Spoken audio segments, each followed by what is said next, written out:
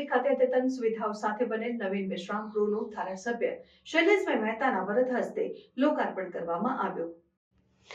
ડભોઈ શિનોર ચોકડી ખાતે અદ્યતન સુવિધાઓ સાથે બનેલ નવીન વિશ્રામ ગૃહનું ધારાસભ્ય શૈલેષભાઈ મહેતાના વરદ હસ્તે લોકાર્પણ કરવામાં આવ્યું। ₹2 કરોડ 28 લાખના ખર્ચે બનેલ આ વિશ્રામ ગૃહમાં 3 VIP રૂમ અને એક ડાઇનિંગ અને એક કોન્ફરન્સ હોલ તૈયાર કરાયો છે। નગરની ઝાંકી કરાવતો તરફાવતી વિશ્રામ ગૃહમાં રૂમના નામ કિલ્લા ઉપર રાખવામાં આવ્યા છે, તો નગરની અને તાલુકાની ઐતિહાસિક ઇમારતોની છબીઓ લગાવાઈ છે।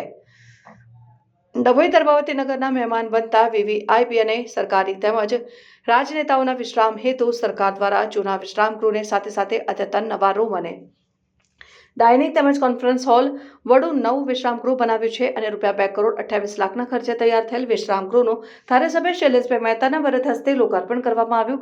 આ પ્રસંગે માર્ગ મકાન વિભાગના DEE અક્ષય જોશી સહિત માર્ગ મકાન વિભાગના કર્મચારીઓ અને નગરપાલિકા પ્રમુખ બીરેન શાહ, શહેર પ્રમુખ દીક્ષિતભાઈ દવે, જિલ્લા પંચાયત ઉપપ્રમુખ વકીલ અશ્વિનભાઈ પટેલ સહિત આગેવાનો ઉપસ્થિત રહ્યા હતા। ઐતિહાસિક તરફાવતી નગરની ઝાંકી કરાવતું વિશ્રામ ગૃહમાં 3 કિલ્લાના નામે રૂમ રાખવામાં આવ્યા છે, જ્યારે કોન્ફરન્સ હોલ, ડાઇનિંગ હોલ સહિત પ્રવેશદ્વાર પર નગર અને તાલુકાની ઝાંકી કરાવતી છબીઓ ઉપસાવવામાં આવી છે।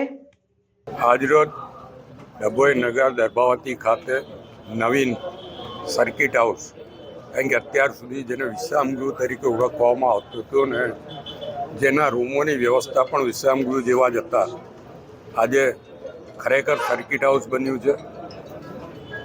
હું ખાસ કરીને પૂર્વ RNB મંત્રી પુનેશભાઈ મોદીનો આભાર માનીશ, કારણ કે એમણે અહીંયા એકવાર વિઝિટ લીધી અને વિઝિટ લીધાના અઠવાડિયામાં જ એમણે ₹2 કરોડ 28 લાખનું બજેટ મંજૂર કર્યું અને એ બજેટના આધારે જ આજે આ ભવ્ય સર્કિટ હાઉસ બન્યું છે।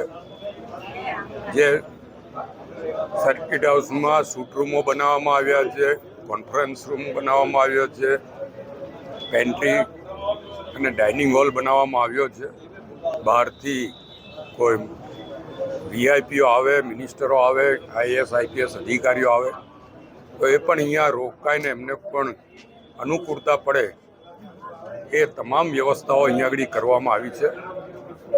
હું RNBના અધિકારી અમારા એક્ઝિક્યુટિવ નાયકાવાલા અને ખાસ કરીને ડેપ્યુટી એન્જિનિયર અક્ષય જોશીને અભિનંદન કે કોઈ પણ આર્કિટેક્ટ કે એન્જિનિયરને રોક્યા વગર સરકારી અધિકારી પણ આવી રીતે સુંદર કામગીરીને કરી શકે છે અને સુંદર વ્યવસ્થાઓ ઊભી કરી શકે છે, ત્યારે આનો સદુપયોગ થાય એવી અપેક્ષા રાખું।